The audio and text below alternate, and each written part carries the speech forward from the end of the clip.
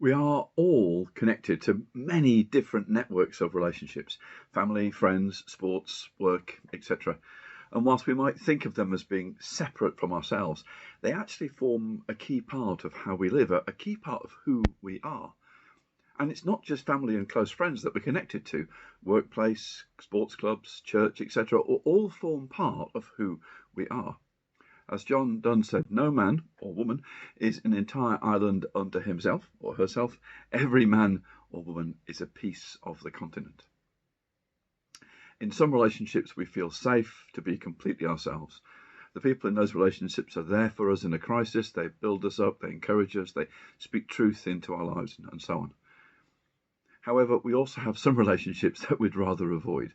Relationships with people that drain us, relationships where we need to be careful what we say, where we need to manage our contact with that person. In school, when we were children, we probably used to walk away from that person and say, I'm not playing with you anymore. But as an adult, that's not always possible, especially if it's your boss. And even if it is possible, it's hardly ever the right way to deal with a difficult relationship. A lot of Jesus' teaching was about challenging conventional wisdom about relationships, and a lot of the content of the other books in the New Testament are all about relationships and conflict. All the content there covers that as well. Why is there so much focus on this in the Bible? Because conflict in any group of people is normal. We all know people that can be difficult, and there will always be other people that find it difficult to deal with us. Some shops have stands or shelves with seconds on them, items that are nearly out of date or with damaged packaging or with some small fault in them. If we buy that item, we know we're getting something that is substandard. It might not be immediately obvious what the problem is, but there's something about that item that's not up to scratch, something that's slightly irregular. John Ortberg says that the reality is that we are all slightly irregular. None of us are perfect. We all have a wide variety of defects, and we can all rub people up the wrong way. All of us have slightly irregular people in our lives, and sometimes we are that slightly irregular person in someone else's life. Slightly irregular is one thing. However, some people can just seem impossible to handle.